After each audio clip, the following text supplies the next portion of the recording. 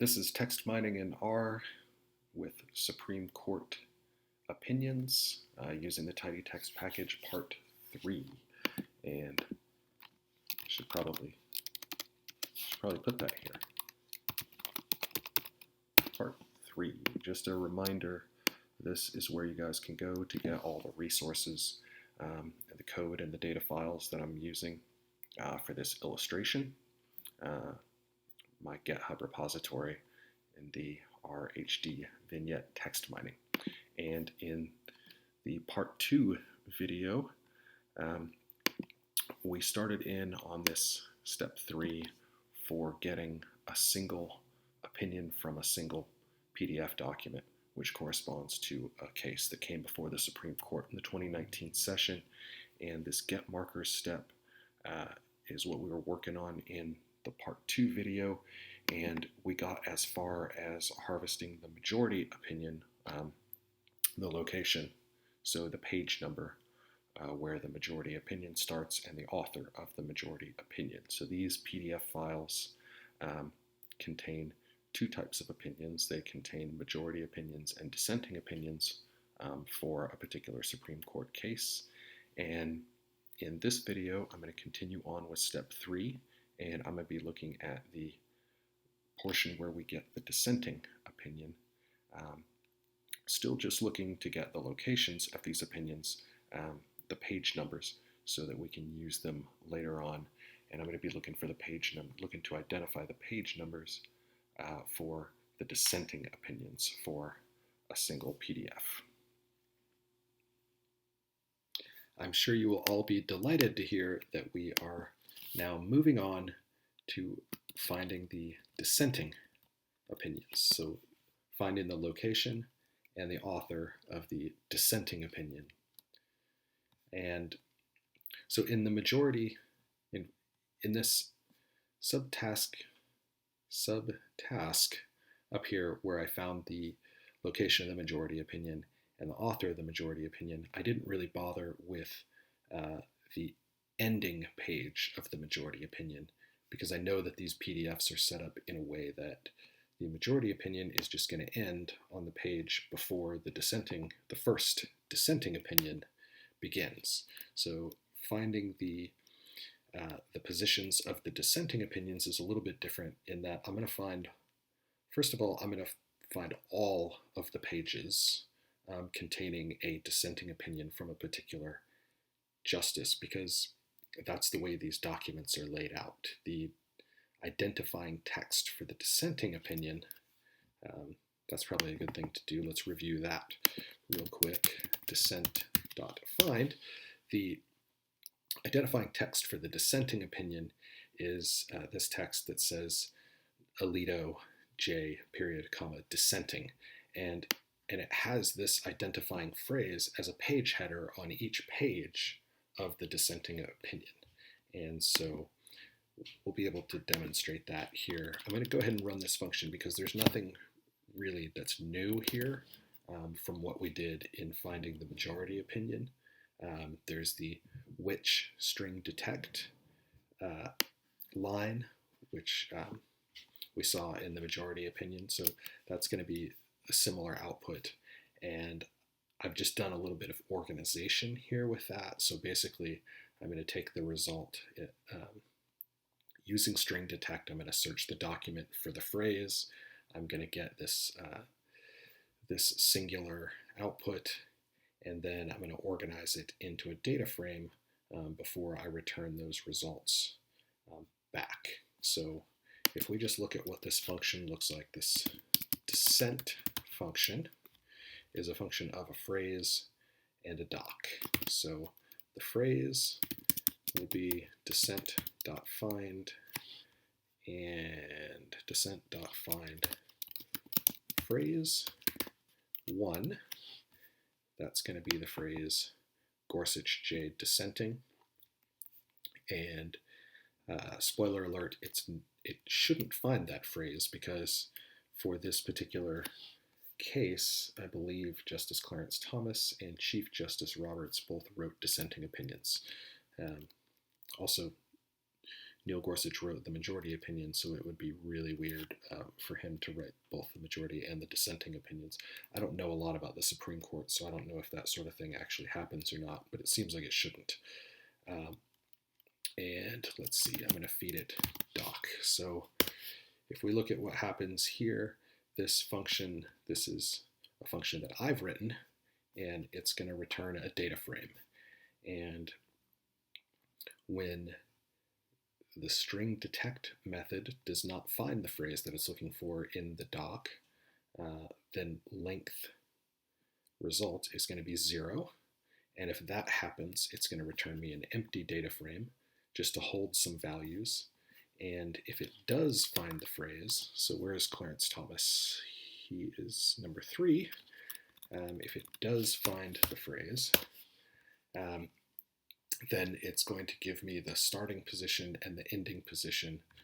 So the starting page and the ending page of that dissenting opinion and the author of that dissenting opinion. And since I've already told you that for this particular case, Chief Justice Roberts also had a dissenting opinion. Let's see, he is the 5th row in this data frame. So let's look at the results for Chief Justice John Roberts. His dissenting opinion starts on page 46. It ends on page 82 in the document, and the author is John Roberts. And so this is a function that I've written just to leverage this string detect method, again, to find the starting and ending positions for the dissenting opinions for a single document. So now I have another one of these rather beastly lines with a bunch of stuff going on in it. Thankfully, there's not really anything in here that's new except maybe this rbind list wrapper. So this probably will go relatively quick. But what is happening down here now is that I have this dissent.fn, which is a function that I've written where I can pass it a phrase and the document, and it will tell me the starting and ending positions of any dissenting opinions and the author of those dissenting opinions. And so if I apply, so if I apply the list, so just for completeness, let's do this again, dissent.find, same way we did with majority.find, dissent.find phrase. If I turn these 9 identifying phrases into a list, and I feed that list into lapply, and I apply that list to this function dissent.fn, I'm sorry, there is one thing that is slightly new from the way that I did it before, which is that within lapply, you can fix values. So if you notice up here, dissent, the dissent function is a function of a phrase and a document. And so there are 2 inputs to this function. And in this call to lapply, I am feeding it one of those inputs. I'm feeding it 9 phrases that I want it to evaluate this function for. I want it to evaluate all 9 of those phrases using the same document called doc, which is the PDF file that we gave it before. And so the syntax that I will use to do that is within this lapply call, the first argument to lapply is the list that I'm going to apply. The second argument is the function to which that list will be applied. And any arguments coming after the function, this is where you can put additional arguments to the function that you want to hold fixed. So for each of the 9 phrases, each of the 9 times lapply is going to go through and evaluate this function, I'm going to have it evaluate the function with doc equal to doc each time. Okay, so that's what's happening here. And if I do that, I will get a list output. Let's see, that is, should go to there. Good. So if I run that, I get a list output. So I get a result for each of the 9 phrases that were in descent.find, and each of the outputs is basically an empty data frame if the justice associated with that index position in descent.find did not author a majority opinion. For 2 of those items, element 3, and element 5, we have some information in the data frame because the justices associated with those positions in the descent.find data frame wrote dissenting opinions for this case. Okay, so that's what this object looks like. The result of this lapply call, it is returned to us in a list. It is a list of data frames. That's probably something that we should verify. So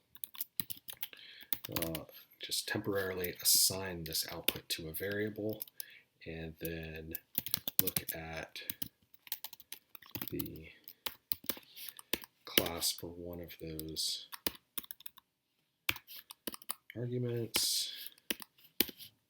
Okay, so df is the output from the lapply call, and the first element in that list is a data frame.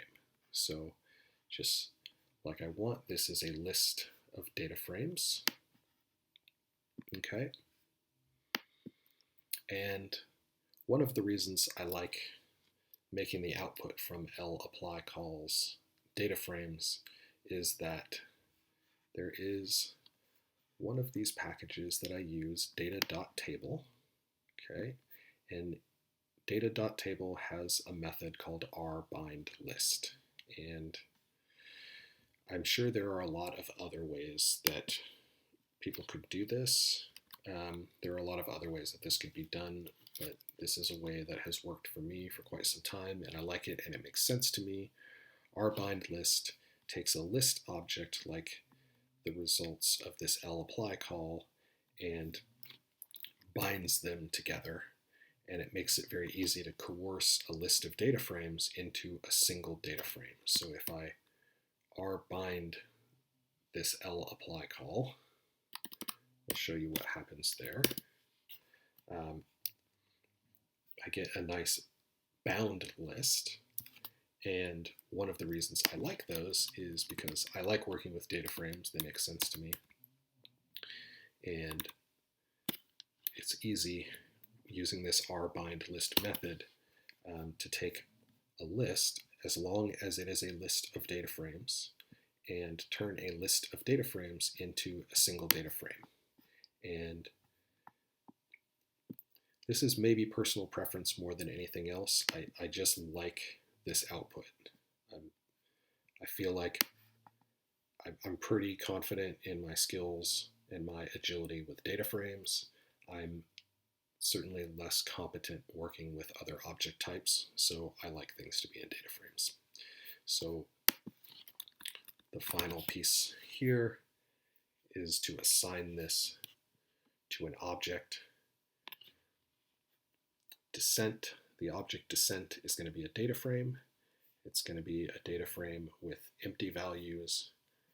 It's going to be a data frame with 9 rows, 1 row for each justice, and the columns, the fields, are going to be empty if the justice associated with each of those rows did not author a dissenting opinion, and any justice who authored a dissenting opinion on this case will have information in the row for this resulting data frame. So create this object, descent, and descent looks like that. From this point, it's pretty smooth sailing. I've got basically all the information that I want. I have majority, page start. Majority opinion starts on page 4. I have majority author, Neil Gorsuch, and I have information about the dissenting opinion. So I've got all the information I really want from this get markers exercise. The last couple of subtasks here are just organizing these and kind of tidying them up a little bit so that we're dealing with a nice clean piece of output. So the first one of these like tidying steps is dissent, and I'm just going to add a derived column onto this dissent data frame, which is going to have the case name. I'm sorry, it's not the case name, it's the name of the file that I have saved. So this is the name of the PDF file where the case is contained. And I'm going to create a column for that. And then I'm going to create another column called opinion, because the way that I'm going to organize this stuff is that when we run all of the code from this get markers exercise, we're going to get a single data frame back. And one of the columns in that data frame is going to be an identifier for whether or not the information in the row is a dissenting opinion or a majority opinion. So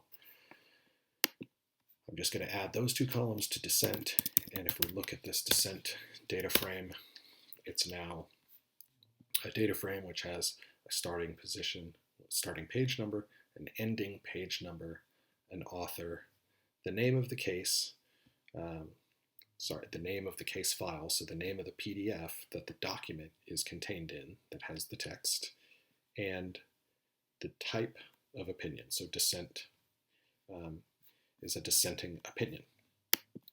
I'm going to now rbind.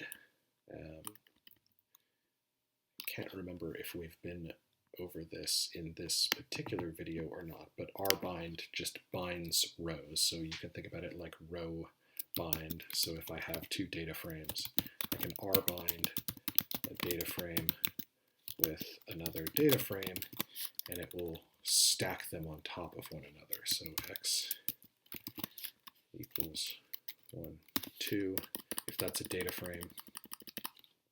And then I have another data frame with the same column names. Rbind will stack them on top of each other. And so I'm stacking dissent on top of majority. But majority is not yet a data frame. So within this rbind call, I'm going to create a data frame for the majority information. So if I just run this data frame part here,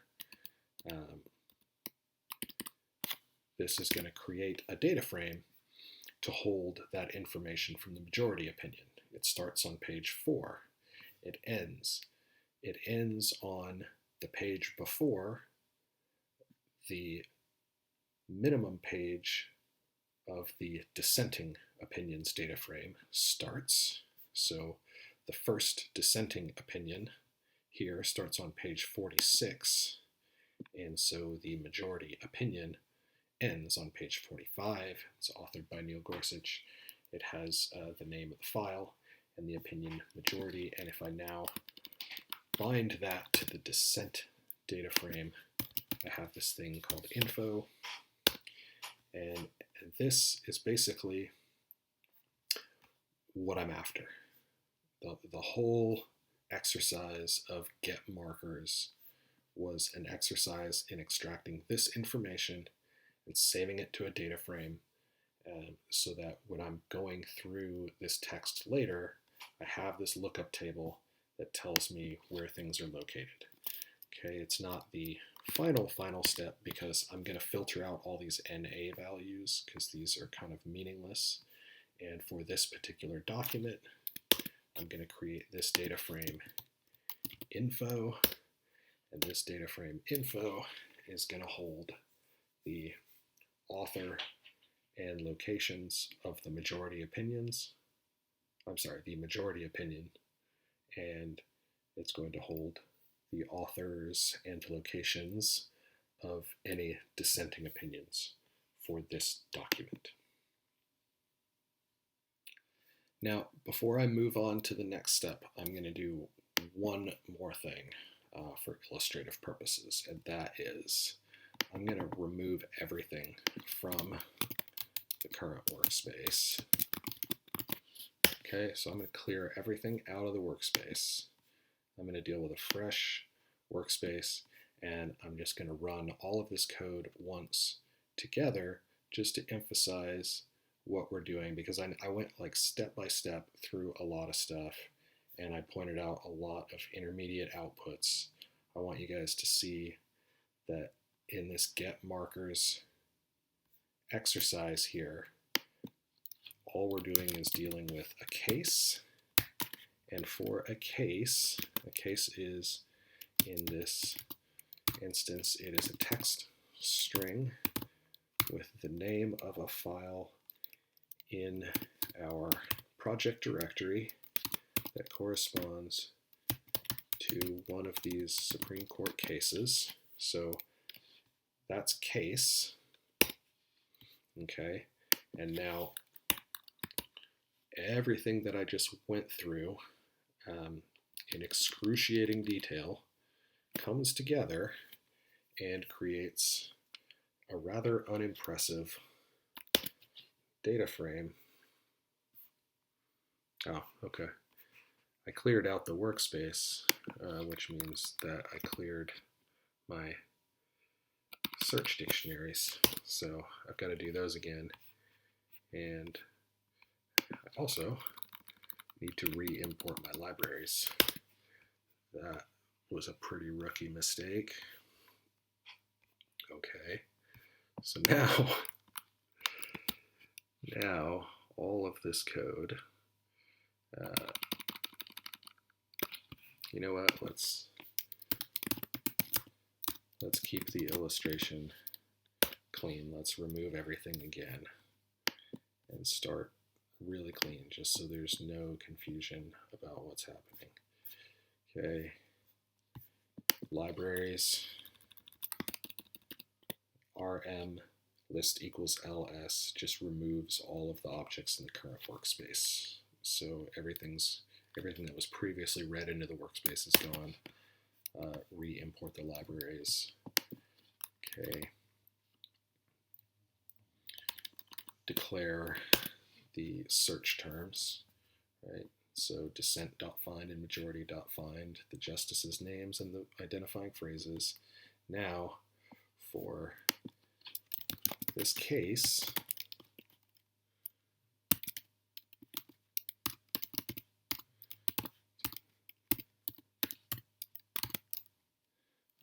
_9, for this case, all of the code that we went through